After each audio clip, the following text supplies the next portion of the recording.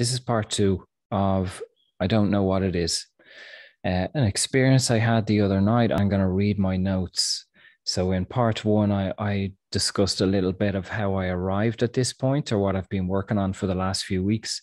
So go back and listen to part one. Something I forgot to say in part one was, I started to say that I had, when I had been directed in the past to say, put out my stall and to do this work publicly in a sense.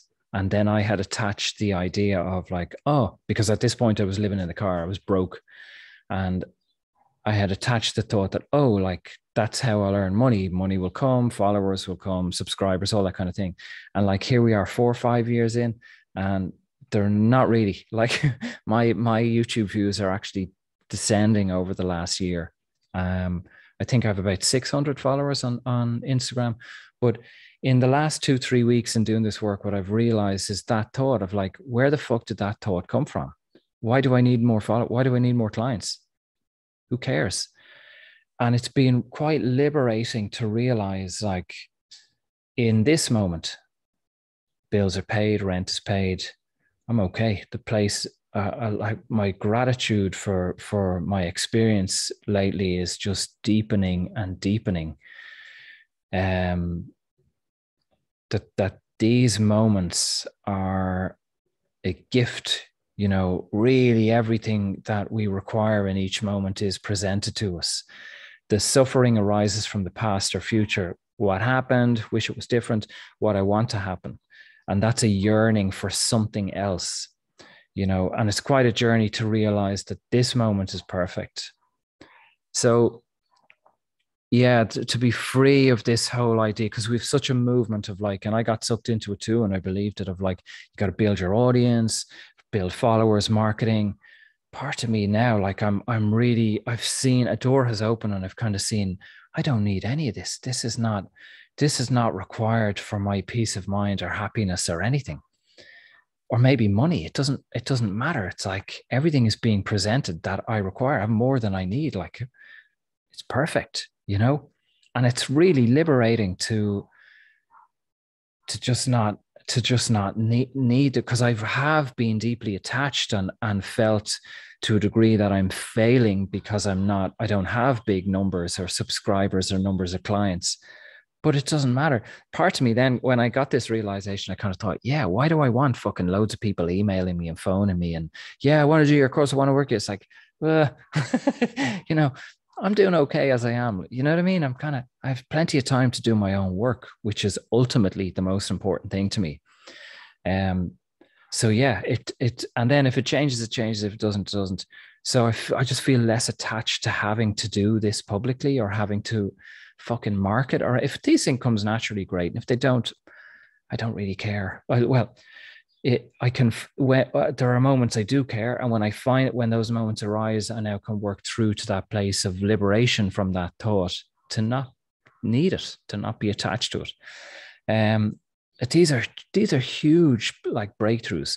Anyway, I also want to say thank you to Brock for donations. I appreciate them. I'm glad the work resonates with you, and I want to say thank you to Karen as well. These two people have donated, consistently or a number of times, and it shows me of like that. Often when I record these videos or write an Instagram post or whatever post, I never know if they're going to resonate with anyone. My default setting is that nobody will watch this or read this, or they might stop it after 2 minutes. They get fucking bored, or it doesn't. So I am always surprised when someone makes a donation or someone gets in touch. I don't know why. It's just in me. I kind of think, well, I'm in my bubble. I'm kind of working my way through these things. I'm having my realizations, but I'm always surprised when it resonates with someone else. So I appreciate that. Yeah. But you're Brock, you're obviously welcome to the Sunday Zoom or to whatever. If the work resonates with someone deeply, especially over time, I'd say take the leap, go further and see where it can take you. So before I use up all my time in this second video, this is what I wrote the other night. I'm going to read the notes, and I'm not going to read all the notes. I wrote about 3 pages of notes. So I'm going to read a bit of them and just flesh out a bit of what I meant. So this is what I wrote, and I'll explain it. Tonight, I watched myself holding my left hand in my left hand, my Kindle and notebook. And then I picked up a glass of kefir milk. You're going to hear the word kefir a number of times. It was a kefir smoothie before I went to bed. Pick up a glass of kefir milk, also balanced in the left hand, and then a glass of water in my right hand.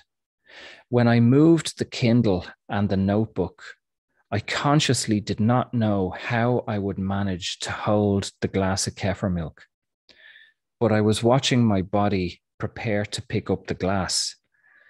Something else was coordinating all these muscles. So this was a really profound experience. Profound's a bit too fucking indulgent, but so I'm standing there, my Kindle in one hand, Kindle and notebook in my left hand, nothing in my right hand. And I have two glasses, glass of water, glass of kefir milk. And I maneuver. Now, in my mind, like I'm thinking, how am I going to get, about a week ago, I dropped my Kindle on the stairs and I thought, oh, bollocks, like have I smashed it, or, you know, and it was fine. But so I'm kind of that I have that thought, but I don't know how I'm going to manage these things. Of course, it's manageable. You know, I used to work in a bar and you'd have loads of pints and loads of glasses that you'd bring to a table. It's possible, of course, but I didn't know how I was going to do it. The notebook, I don't care. It's a piece of paper. You know, if it gets damp, splashed on, or it doesn't really matter. If I drop it, doesn't matter. The Kindle matters. So, but I became the observer in those moments, and I had the realization, I don't know how I'm going to hold 3 items in my left hand. I had no solution, but I observed my body doing it. My body knew what to do. And it was like, okay, who the fuck made that decision? Who knew? Now you might say, okay, well, it happened before. So has the body remembered that? And is the body doing something it did before? Is it autopilot? Is it the subconscious? Now I would believe and I would buy that the subconscious is digesting food. It's running my heart. It's running blood. These movements that I'm doing now, my body, my subconscious is directing all these muscles to move all these things. So yeah, I get that. The conscious mind doesn't need to be involved at that deep level. But the conscious mind does not need to make a decision, oh, digest food. Like it doesn't need to do that. I get that. But it does need to make a decision, surely, of like, do I take a drink or how I carry these things? Because these, what seemingly are tiny decisions, can change the course of my life. And I'll give you an example. Last year, around 1 year ago, I was in the Outer Banks. I was in the States with Jean in America. We went to the beach one day and I brought my old Kindle with me. And a wave came in, it soaked our towels and all our stuff, and it soaked my Kindle. Kindles are waterproof. And I kind of thought, oh, no bother, it doesn't matter. And maybe a day later, I went to use my Kindle and it was frozen. And the salt water is not. They're waterproof for like tap water or swimming pools, but not for salt water. The salt had corroded the connection point, or it got in and it froze the Kindle. Kindle fucked. So I was without a Kindle for, I don't know, 2 or 3 months maybe. Couldn't kind of read I highlight a lot of stuff. If I do read, sometimes I go back to books that I've read and I just go back to the highlight sections or notes I've taken. So I couldn't access any of that stuff. So the course of my life did change in that sense, you know. So if I drop my Kindle here, let's say it smashes, it doesn't work. It's like, okay, the course, I can't continue the books that I'm reading at the moment. I can't access my notes.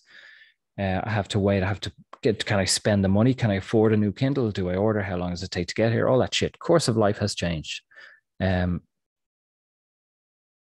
Just checking time. So who made that decision? I had to pause recording. There's a guy outside with a machete trying to chop down a tree. He'll be there for about 3 hours. I don't understand humans. Anyway, the master or spirit, I don't know what word to use, is many, many steps ahead of the conscious mind. So as we observe ourselves, we realize the body is already doing things that we are not aware of yet, that we haven't decided to do.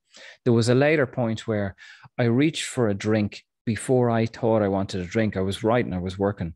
And I turn to pick up the kefir milk, and I turn, and then as I turn to reach for it, I realize I didn't decide to turn and reach for the milk. I was thinking about something else. I was working. So who decided to turn and to pick up the milk? Not my conscious mind. So did the body? The body, that is not the role of the body or the subconscious. So something else turned to go for the milk. And I question, where is this coming from? Like, where did that idea come from? It's 3 pages of notes on this. But then another, notice the amount of things that I'm doing without any kind of conscious input, moving around, making lunch, do whatever, like I'm fucking someplace else, you know, most of the time. And these decisions that could change the course of my life. I'll give you another example. That night, right, I was drinking a kefir milk. I was writing on the laptop. I was writing these notes and observing what I was doing and what was happening. But earlier, I'd been watching Jerry Seinfeld's stand-up from 2020. Don't know what it's called. It's pretty good. It's some of it's funny, some of it's not, but some of it's funny. Yeah, good. So I decided to brush my teeth.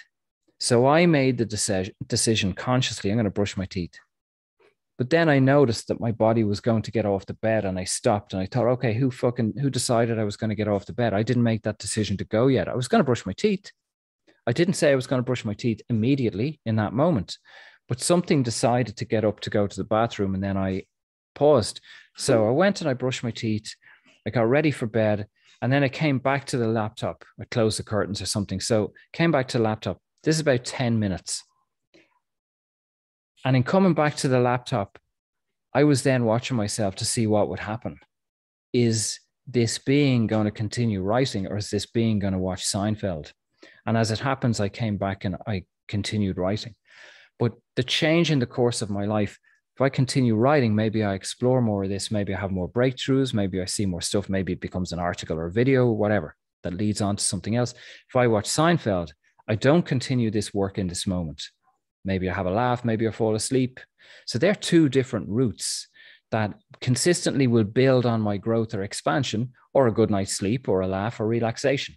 This is the direction. I might write something.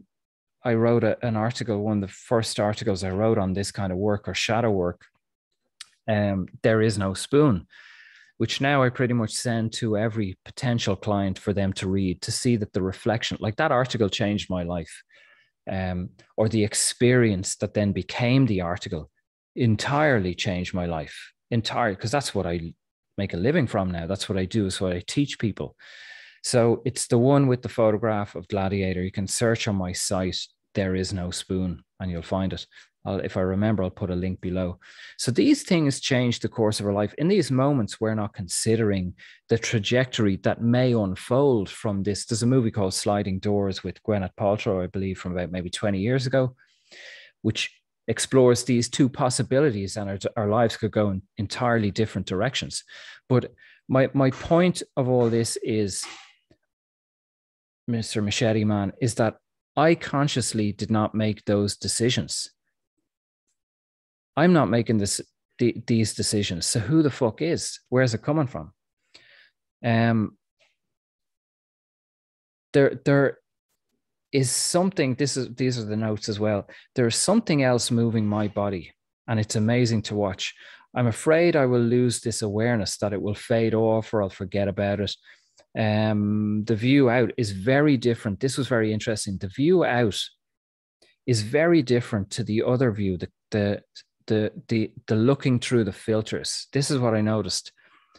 The other, it almost feels 2-dimensional. It feels flat. The colors were pale. So like I'm looking at the world through its thoughts and fucking residue of egoic nonsense and fuck knows what. But the view out, like allowing this other being to look out, when I can hold it for a second, because it's not easy to hold this long term. Like you might get 1-2 seconds and then something, the ego kicks in. When I can hold it for a second or so, is much sharper. It's like high definition. It's a depth of 3D. That's what I experience like that. The ego is being lived. The body is being lived. when I'm conscious, I'm right in the moment. I'm watching this movie with everyone else because I don't know what's going to happen next. So when I'm not conscious, I'm kind of planning and thinking, I'm not conscious. I'm daydreaming, thinking about something or thinking about what I'm going to do. When I'm conscious, I'm just fucking doing. I don't know what's going to happen. If I am the observer watching this movie, am I the ego? And who is directing the movie and who is starring in the movie? Who thought of these lines in this bit? Like, who wrote this? Who's saying these words? Where did they come from? They just come through me or come to me, but where from? From who? So it's like, people have asked me at times, like, do you prepare these videos or where do you get the information from? Like, what did you? And I'm like, I don't get the information from anywhere. Like, this is a life's experience of my own meditation. Mr. Machete Man's gone bananas out there trying to fucking cut a tree down. If he bought a chainsaw, he'd be through the tree in like fucking 2 minutes. He'll be there for 3 hours, hacking away, dripping in sweat. But such is life in Mexico. Anyway, who's feeding these lines to me? It's like an earpiece. Who's feeding this? It comes through. And we begin to see that the body and the conscious mind is way behind the information. Like, we make a movement and then the body decides I'm going to eat, but the mind decides I'm going to eat, but the body is already fucking on its way somewhere. The being already knows. The conscious mind, the egoic mind, is so limited and so small. And we think that we have an awareness. Like, we think, I'm going to have an article coming out later this week about AI, artificial intelligence, and poses the theory that artificial intelligence has already happened. It's the fucking voice in our heads that we've bought into and given all our power to. We think it's going to be in computers or robots. We've already done it. We've experienced it. We've given all our power. We're totally asleep going, oh yeah, he knows what he's doing. So in our minds, we all think that we're intelligent. We think we have an awareness of how our life works and how to change it, how to make it better, how we could fix other people, heal other people, all that kind of bollocks. So it's a big fish in a small pond. Within the confines of your mind and ego, yeah, you might be smart, you might be intelligent, maybe you read loads of books, maybe loads of experience of all sorts of shite, So in that world, you're big fish. But if you can dissolve that world or let go of the addiction and the dependency on seeing yourself as having it together, let's put it like that. And if you can go into, let those walls dissolve and have the perspective that you don't have it. Not only do you not have it together, you don't have a fucking clue. You don't have no idea who you are or what you're doing here. So I got a wave of rage there against the spirituality manifestation community. There's a separation. I'm going to design my life, create my life. I'm going to make more money, more followers. I'm going to make this. I'm going to jump over the balcony and strangle Machete Tree Man. And then there's the other route of like, I don't have a clue who I am or where this is going, but I'm just going to continually step back and observe the show.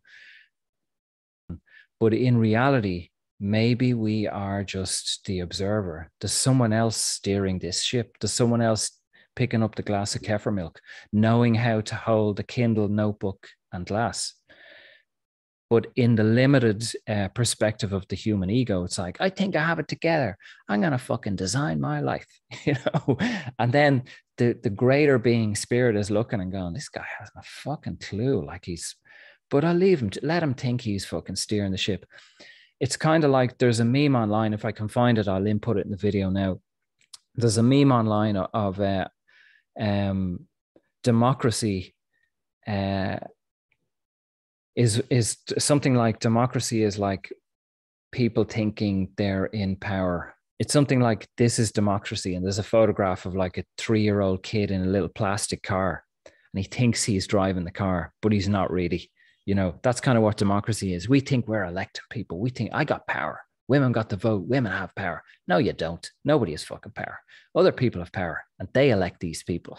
So it's like, that's like us and the ego. It's like the ego thinks Yeah, I'm steering the ship. Yeah, I created these followers in this life. Yeah, I'm successful. I'm sexy. I built this thing. Or if they fail, it's like, oh no, I fucking failed. This went wrong. Where in actual fact, you didn't have anything to do with any of it. If anything, you kind of got in the way, and you're the kid in the plastic car who's like trying to fucking steer it, and it's going in different directions. You know. Anyway, I don't know if that any of that makes any sense, but that's kind of what I've been working through, and that's what I'm expanding on now each day. Of the realization is kind of like, fuck, step back, watch what it does. Where does it go? You know, who does it talk to? What does it write? You know, what's it going to do with its day? It's like watching someone else or something else, and then realizing not only is that something else far more aware, conscious, organized, efficient, in tune, in flow, relaxed. There's less energy used. It's like a fucking um, streamlined movement and experience. But also that this noisy voice is not really me. All those years of believing that and listening to that and validating that, and then realizing, oh, thanks for your input, but there's something else that is me, that is much greater and more in the flow. Sorry for the long message, but I would have had to cut this short to put it on YouTube. So yeah, thanks for listening. I hope this provided some insight or some help that maybe you might see in your day, these moments that when you move beyond the mind, that there's something greater going on that we don't really need to get involved in. We just need to allow it to unfold. Thanks for listening. Please like, share, and you're definitely welcome to buy me a coffee in the link below. You can buy me many coffees, and you're also welcome in the Sunday Zoom session. Turn up and see what happens. It's a great place to be, and we'll see what happens. We'll keep going. Thanks for listening.